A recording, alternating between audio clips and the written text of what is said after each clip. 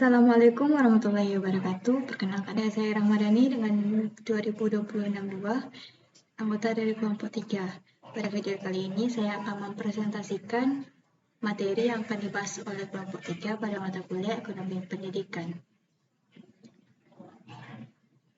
Adapun topik pembahasan pada pertemuan kali ini yaitu membahas tentang mengidentifikasi imbal balik pendidikan, di mana dengan subtopik yang pertama, imbal balik pribadi versus sosial, yang kedua pendidikan dan penghasilan, yang ketiga estimasi tingkat pengembalian pendidikan. Materi yaitu tentang imbal balik pendidikan, di mana investasi pendidikan memberikan nilai balik atau rate of return yang lebih tinggi daripada investasi fisik di bidang lain. Nah, nilai balik pendidikan adalah sebuah perbandingan antara biaya yang dikeluarkan untuk melakukan investasi pendidikan dengan manfaat yang akan diperoleh untuk kedepannya. Selanjutnya masuk ke materi imbal balik pribadi versus sosial. Secara rasional, individu akan melakukan investasi pendidikan jika manfaat yang didapatkan lebih besar daripada biaya yang akan dikeluarkan. Dengan kata lain, individu yang melakukan investasi ke jenjang pendidikan yang lebih tinggi jika tingkat pengembaliannya juga tinggi. Nah, imbal balik pendidikan pada individu atau pribadi terletak pada kontribusi pendidikan untuk perkembangan ekonomi. Misalnya, pendidikan dapat membantu siswa untuk mendapatkan pengetahuan dan keterampilan yang diperlukan untuk hidup dan berkompetensi secara ekonomis. Pendidikan merupakan investasi jangka panjang bagi manusia, karena pendidikan akan meningkatkan taraf hidup manusia. Manusia yang berpendidikan akan lebih mudah untuk mencari pekerjaan ke depannya. Semakin tinggi pendidikan seseorang, maka akan semakin tinggi penghasilan yang didapatkan, karena orang yang berpendidikan lebih produktif bila dibandingkan dengan yang tidak berpendidikan. Selanjutnya, untuk imbal balik pendidikan terhadap sosial merujuk pada kontribusi pendidikan terhadap perkembangan manusia dan hubungan sosial pada berbagai tingkat sosial yang berbeda. Misalnya, pada tingkat individual, pendidikan membantu siswa untuk mengembangkan dirinya secara psikologis, sosial, fisik, dan membantu siswa mengembangkan potensinya secara maksimal.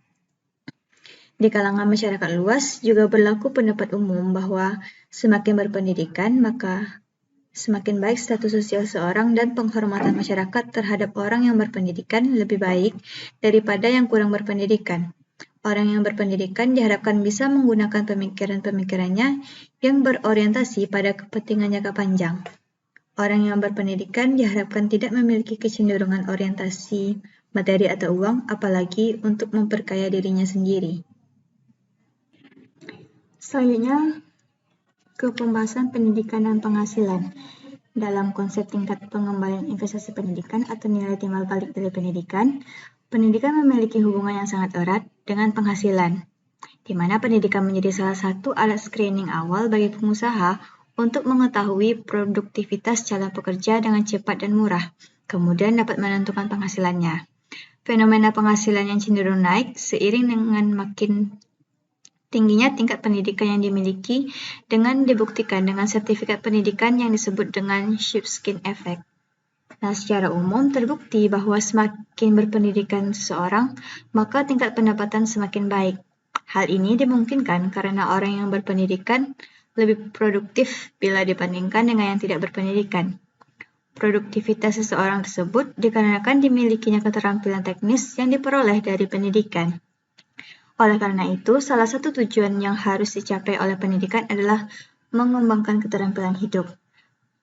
Dapat kita lihat contohnya di Amerika Serikat pada tahun 1992, seseorang yang berpendidikan sebagai doktor, penghasilan rata-rata per tahunnya sebesar $55 juta. Seorang yang berpendidikan master berpenghasilan $40 juta. Dan sarjana $33 juta. Sementara itu, lulusan pendidikan lanjutan hanya berpenghasilan rata-rata $19 juta per tahunnya.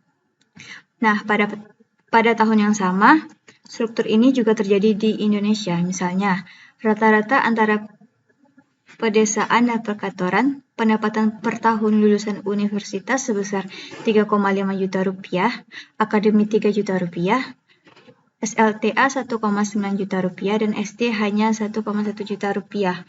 Nah, dari paparan tersebut, maka dapat dilihat pendapatan yang dihasilkan akan berbeda berdasarkan dari tingkat pendidikannya.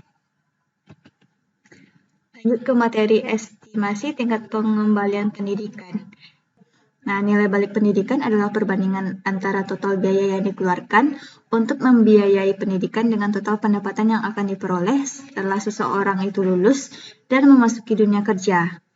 Jika dilihat di negara-negara yang sedang berkembang, umumnya menunjukkan nilai balik terhadap investasi pendidikan yang relatif lebih tinggi daripada investasi modal fisik, yaitu sebesar 20% berbanding 15%. Nah, sementara itu, di negara maju, nilai balik investasi pendidikan lebih rendah dibanding investasi modal fisiknya, yaitu 9% dibanding 13%. Nah, dari keadaan ini dapat dijelaskan bahwa dengan jumlah tenaga kerja terdidik yang terampil dan ahli di negara berkembang akan relatif lebih terbatas jumlahnya dibandingkan dengan kebutuhan, sehingga tingkat upah lebih tinggi dan akan menyebabkan nilai balik terhadap pendidikan juga tinggi. Baik, sekian penyampaian materi dari saya. Mohon maaf jika ada kesalahan. Terima kasih. Assalamualaikum warahmatullahi wabarakatuh.